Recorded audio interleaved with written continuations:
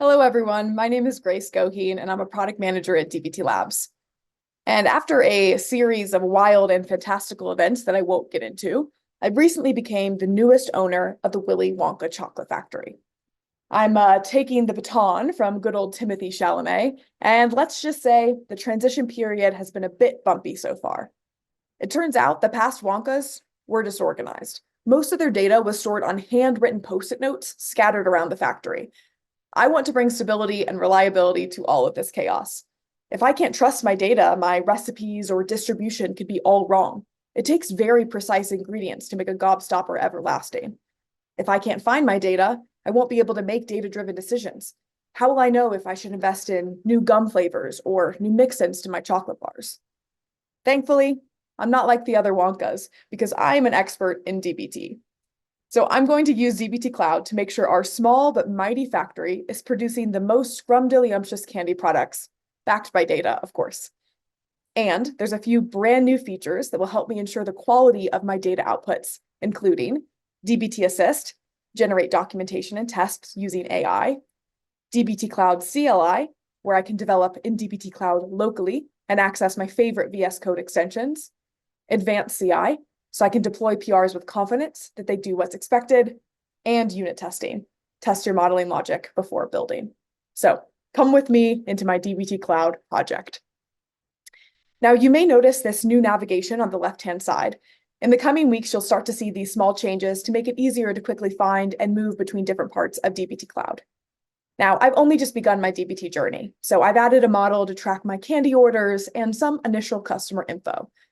But now I want to add a new customer's dimensions model to calculate my customer metrics. DBT Cloud offers me the flexibility to develop in my project in different ways, depending on my skill set and preferences. So the Cloud IDE is powerful, but also simple to use and has convenient guardrails for folks that may be a little bit less technical. So I'm going to start there.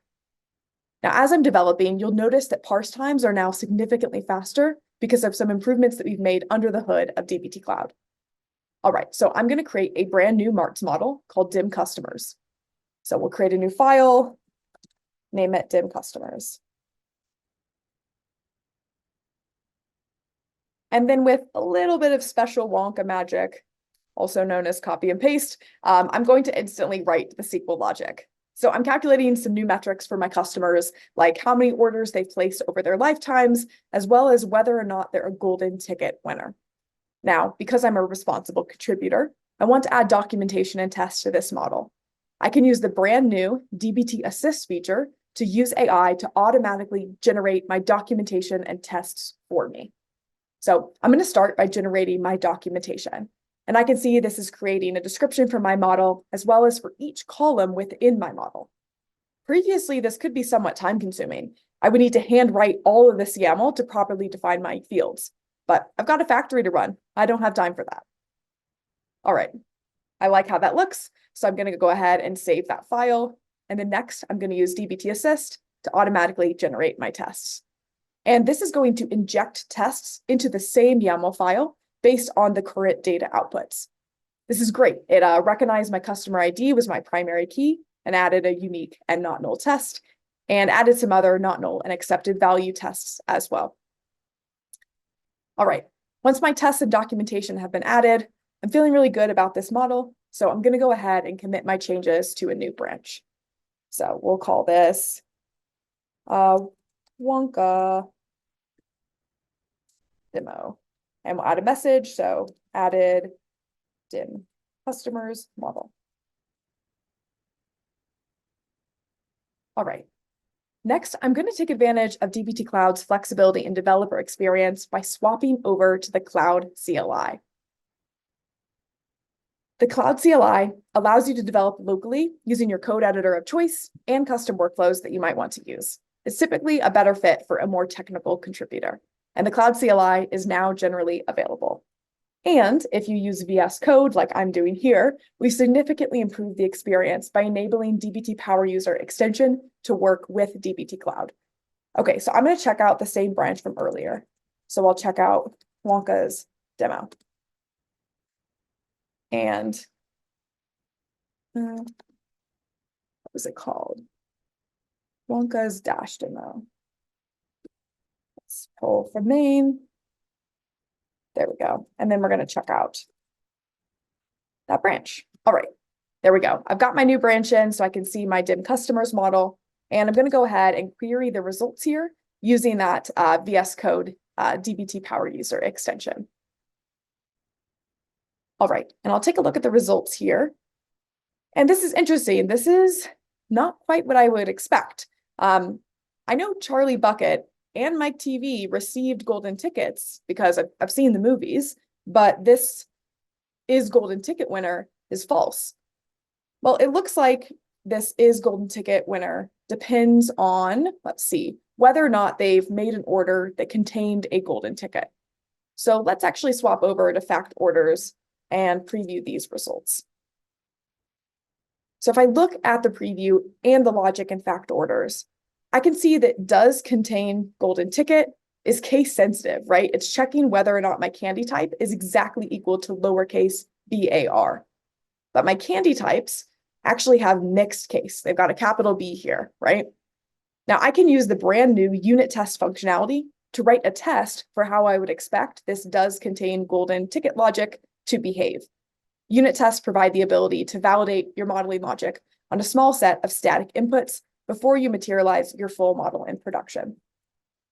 Okay, I'm going to create a new YAML file to write my unit test in. And I'm going to use my very special Wonka magic of copy paste from earlier to instantly write my new unit test. So in my unit test block, I've given this unit test a name as well as a description. And then I've identified the model that I want to unit test. So in this case, that's fact orders. But the real meat of this test is the static inputs and expected outputs. So for each direct parent of fact orders, in this case, that's going to be stage orders and stage candies, I've defined a set of mock input data to define all of the edge cases I can think of. So orders that are selected as a golden ticket candidate and those that are not, and candies that are bars, making sure I account for mixed case, and candies that are not bars. And then when this model is run using this mock input data instead of the real stage orders and stage candies, what do I expect the output to be? Now you may notice that I only have to define mock data for the columns that I care about, which enables me to write succinct and specific unit tests. Okay, I'm ready to run this unit test. So I'm going to go ahead and do a DBT build for my fact orders model. And this is going to first run the unit test for this model. Now, I know my logic is currently not working, so my unit test is going to fail, which then actually causes the rest of the run steps to be skipped. So my model won't be materialized and my data tests won't run. This ensures that I'm optimizing my warehouse spin by not wasting compute building a model that has incorrect logic. Now, looking at the logs, I can see for that order ID 1, I expect does contain golden ticket to be true, but actually it's false. Okay, let's go ahead and fix my logic here. So I'm going to update this does contain golden ticket to first lowercase the candy type before evaluating whether or not it's equal to BAR. All right, and once I save that, I'm going to go ahead and rebuild my model. And this time a unit test should pass, and so everything else will run as well. There we go. Success in the unit test, everything else is success as well. Now, I want to make a few other final changes. I want to actually remove this days since ordered column from my model. I decided that I don't really want that anymore. And then I've also just want to add a quick filter to my stage orders to exclude orders that have a null candy ID. So where candy ID is not null. And I'll save that as well. Okay, I'm ready to commit all these changes. So I'm going to go ahead and do that. We'll say updated fact orders logic and commit. And I'll push them up to my branch. And then I'm going to go ahead and open up a pull request. All right, so I'll go ahead and create a pull request. And this is going to actually kick off a DBT Cloud CI job. So historically, our recommended strategy for validating your PR code changes before merging them into production was to set up this like slim CI job in DBT Cloud, which is essentially just a special type of job that when you open up a PR, it does a DBT build for all of your modified models and their downstream dependencies, and builds them into a temporary schema that's unique to the given PR. That's all great, right? It's going to ensure that your code will actually run against your warehouse, preventing truly broken code from being merged into production. But there may be some other things that you want to validate about your PR to make sure it's production ready. Sure, I can tell that it builds, but does it build the thing that I want? Well, DBT has been working on a new set of advanced CI features to help customers ensure code reliability by answering the question, is this PR actually really ready for prod? So my CI job just completed, and I can see that we've got this new CI report that's commented onto my PR that gives me a summary of my quality checks that were run in DBT Cloud. So it looks like I ran that classic slim CI job, got a warning that I might want to investigate. But I've also added a new quality check to my CI job called compare changes, which gives me information on how my changes are impacting the actual data outputs. So we've got some information here in the PR comment, but we're really going to want to hop over to DBT Cloud to see the full view. All right, so we've got this new tab here called Compare that helps me understand what I'm actually changing with this pull request. So I can see that I've added a handful of tests, as well as that brand new dim customers model. I've also modified stage orders and fact orders. So for stage orders, looks like I've got a primary key change. I'm missing one primary key from CI when I'm comparing that to prod. And if I look at the preview here, I can see that was an order ID 16, which had a candy ID null that I filtered out. And then if I take a look at fact orders as well, I can see that I've had a little bit of value change here. If I look at the preview, I can see that I've got two orders with that mixed case candy type, capital B, a capital BAR, that now contain a golden ticket when previously they did not.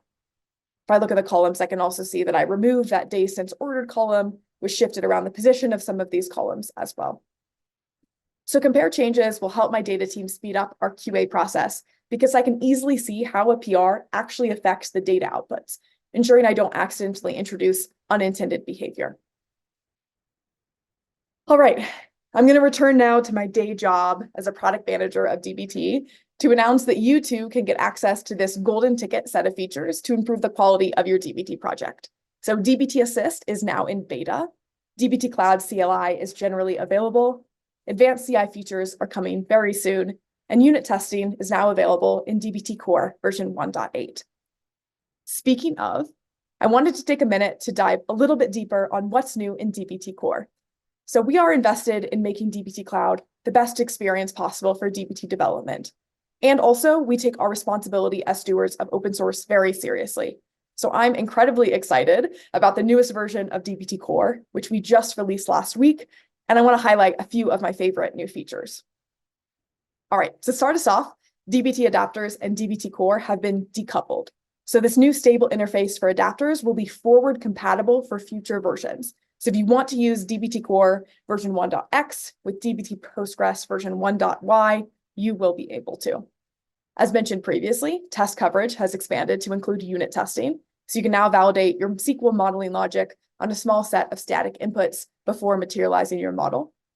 We've also added a new empty flag for the DBT run and build commands, which you can use to build schema-only dry runs to validate your dependencies and SQL code. Running source freshness checks is now massively more performant. DBT now issues a single batch query when calculating source freshness through metadata instead of executing a query per source. And finally, flags have been introduced for managing changes to legacy behaviors. So you can opt into recently introduced changes or opt out of mature changes. All right, thank you so much for going on this journey with me to improve the quality of my chocolate factories data.